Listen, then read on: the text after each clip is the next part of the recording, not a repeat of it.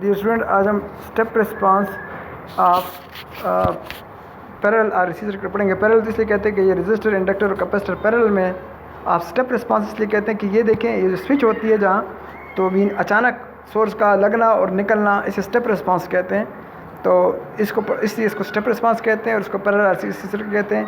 और दूसरी बात कि ये सोर्स का लगना और कटना, इसको स्टेप रिस्पांस कहते हैं। तो इसको पढ़ेंगे।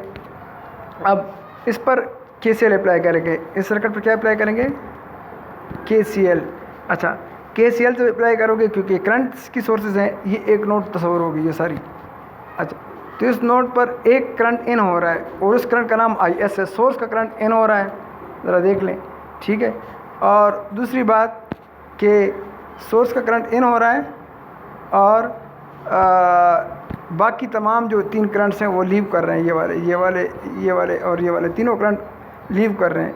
तो according to KCL, leaving is equal to entering, IS is equal to IR plus IL plus IC।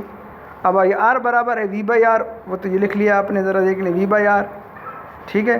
और IL इंडक्टर का करंट सेम रहता है, I, वो तो I आ गया।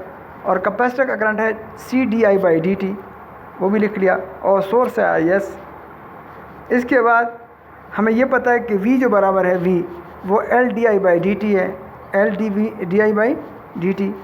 अगर ये इसमें दोनों में V पुट कर लेंगे, ये ऊपर वाले में, इन दोनों में अगर आप V पुट कर लेंगे, तो इसमें अगर आप V की बजाय ये पुट कर लें LdI/dt, और इधर भी V की बजाय LdI/dt पुट कर लेंगे, तो ये इक्वेशन ये वाली बन जाएगी, dV² I/dti 1/RC। इसमें RC भी कांसेप्ट, पुराना कंसेप्ट है, वही चल रहा है।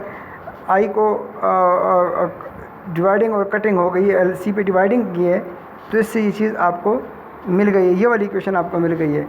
और इस इक्वेशंस को आप ज़रा देख लें, ये इक्वेशन क्वाड्रेटिक इक्वेशन है, इसके दो रूट्स बनेंगे और उसी से फिर आपको करंट। अब इसके दो पार्ट हैं हमारे इस कंप्लीट सॉल्यूशंस के जो होते हैं, उसके दो पार्ट होते हैं।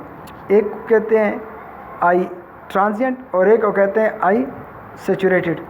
अब ट्रांजिएंट रिस्पांस के लिए तो ये चीज़ इस्तेमाल होगी, वो पुराने फार्मूले, ट्रांजिएंट में ये फार्मूले इस्तेमाल होंगे करंट के लिए, करंट सेकंड ऑर्डर के लिए। और जो ISS है, आप ये देखें कि A1 और A2 को निकालने के लिए आप VLDI/I की जगह A1 और A2 को डिटरमाइन कर लेंगे इनिशियल कंडीशन से, और I और DI/dt की इनिशियल कंडीशन से। अगेन इसको अपने मद्देनज़र रखना है कि जो ऊपर वाली इक्वेशंस हैं वो applies at finding the inductance current I, और ये इंडक्टेंस करंट IL बराबर होता है I, ठीक है, वो बराबर होते हैं। और उसी I का इस्तेमाल करके आप V भी इस्तेमाल कर सकते हैं, VL ऑफ कंडक्टर LdI/dt भी फाइंड कर सकते हैं, और उसी V से फिर आप IR भी निकाल सकते हैं, और उस IR से IC भी निकाल सकते हैं। तो ये तमाम चीज़ें फिर निकल आ सकती हैं उन्हीं से। और उन सब में XT बराबर XSST सिचुएशन वाला प्लस XST। तो अब सर्किट जो है ये वाला गिवन है और इस पर ये चीज़ें अप्लाई की हैं। ये सर्किट गिवन है और इस पर ये न्यूमेरिकल अप्लाई हुआ है कि आप फाइंड कर रहे हैं सर्किट IT फाइंड कर रहे हैं, IR फाइंड कर रहे हैं फॉर t > 0। अब इनिशियल जो कंडीशन थी स्विच की ज़रा देख लें, इस स्विच की बात कर रहा हूँ। ये स्विच की अगर आप इनिशियल कंडीशन देख लें, तो इनिशियल कंडीशन ये ओपन थी। जब ये इंडक्टर ओपन था तो मीन ये सर्किट रह गया था। तो उस सूरत हाल में जो ये सर्किट रह गया था, ये सर्किट, इस सूरत हाल में जो V है वो चूँकि ये 30 U-t दिया है इनिशियल में, चूँकि U-t <0 होता है, तो फिर उस सूरत हाल में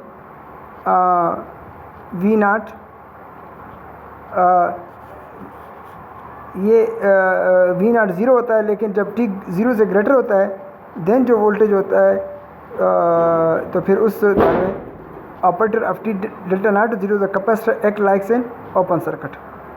जब ये t से ज़ीरो होता है तो कैपेसिटर जो होता है वो एज ओपन एक्ट करता है डीसी सोर्स में, और वोल्टेज जो होता है फिर ये कैपेसिटर ओपन हो जाता है, इनिशियल कंडीशन में ये कैपेसिटर ओपन हो जाता है तो ये एक वोल्टेज सोर्स रह जाती है, एक ये रह जाती है और एक ये रह जाती है t 0 से कम के लिए। तो जो V0 आएगा इस सूरत हाल में वो चूँकि इसका वोल्टेज है और दोनों चूँकि बराबर है 20 divide by 20 plus 20 multiply by source 30 voltage divider का फार्मूला इस्तेमाल कर लिया, इससे 15 वोल्ट आ गया। तो V0 15 वोल्ट आ गया है।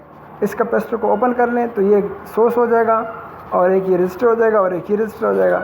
आप इस रजिस्टर के क्रॉस फाइंड कर लें तो ये रजिस्टर तकसीम है दोनों रजिस्टर का सम मल्टीप्लाई बाय जो सोर्स है, सोर्स हमारे पास 30 है, तो इससे आपने वोल्टेज V0 निकाल लिया। अब जब ये स्विच क्लोज हो जाए, जब ये स्विच क्लोज हो जाएगा तो फिर उस सूरत हाल में आपने वही अल्फ़ा फाइंड करना है जो पैरेलल में इस्तेमाल होता है, और ओमेगा नॉट फाइंड करना है। RLC गिवन है, उसके ज़रिए से अल्फ़ा और ओमेगा नॉट R जो होगा, इसमें तो R 2 है, इससे पहले तो R 1 इस्तेमाल होता है, लेकिन ये दोनों R जो हैं ये पैरेलल में हैं, तो इन दोनों की कम्बिनेशन पैरेलल कम्बिनेशन ले लेंगे और ये 10 के बराबर हो जाएगा। और उसी 10 को इस्तेमाल करके मीन यहाँ 2 R है, इस वजह से एक R नहीं है, 2 R है, तो इन दोनों की कम्बिनेशन लेनी है, क्योंकि आपको यहाँ अल्फ़ा और ओमेगा नॉट में एक R की ज़रूरत पड़ती है। वो कौन सा R होगा? दोनों को कंबाइंड इक्वलेंट R जो होता है। और ओमेगा नॉट में LC फाइंड कर लें। अल्फ़ा और ओमेगा नॉट जब आपको मिल जाएगा तो अल्फ़ा और ओमेगा नॉट से आपको रूट्स मिल जाएंगे, और रूट से आपको उसका फॉर्म मिल जाएगा कि ये कौन सी फॉर्म का है।